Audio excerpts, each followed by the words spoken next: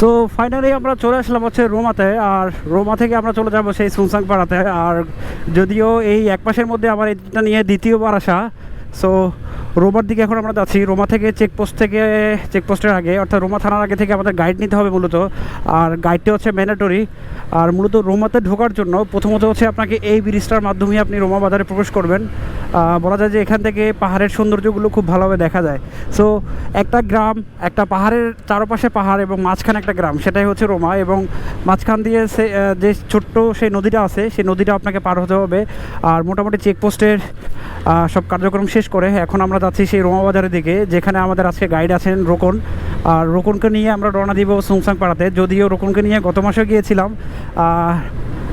Guide আসলে এখানকার mandatory এটা নিতেই হবে, কারণ আপনার নিজের সেফটির জন্য, প্লাস হচ্ছে এখানকার নিরাপত্তার জন্য সব কিছুই আপনাকে নিতে হবে গাইড। যার কারণে আমার মনে হয় যে আসলে আপনি যদি গাইড ছাড়া যেতেও পারেন, আমার মনে হয় যাওয়া ঠিক নয়। কারণ হচ্ছে আপনি এখানকার প্রশাসনিক সাপোর্টের জন্য হলে এখানকার গাইডটা আপনাকে নিতে হবে। আপনি যদি গাইড নিয়ে যান তাহলে হচ্ছে আপনাকে প্রশাসনিক সাপোর্টটা মোটামুটি আপনি খুব ভালোভাবে পাবেন, কারণ ওরা যেহেতু এখানকার রাস্তাঘাটে সবসময় চিনে জানে বা এখানকার সব কিছু ওরা ভালোভাবে বুঝিয়ে দিতে পারে।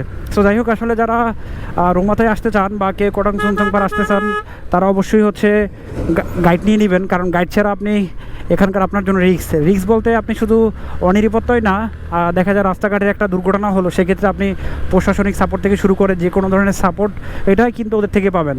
সো আমি মনে করি যে সেক্ষেত্রে গাইডটা আসলে নেওয়া উচিত।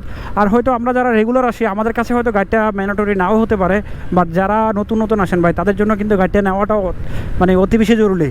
কারণ এখানকার যে জায়গাগুলো, সৌন্দর্যগুলো, যেখানকার যে প্রকৃতি দেখার জন্য যারা আসেন, তারা কিন্তু কোথায় সুন্দর জায়গাগুলো, ঝর্ণা বলি বা অন্য যে স্পট বলে, টুরিস্ট স্পটগুলো বলি, সেগুলো কিন্তু আপনার গাইডের মাধ্যমেই আপনাকে জানতে পারবেন। কারণ নিজে শুধু ঘুরে চোখেই দেখতে পারবেন, কিন্তু ওই জায়গাগুলোর সম্বন্ধে বা জায়গাগুলোর ব্যাপারে আপনি জানতে পারবেন না।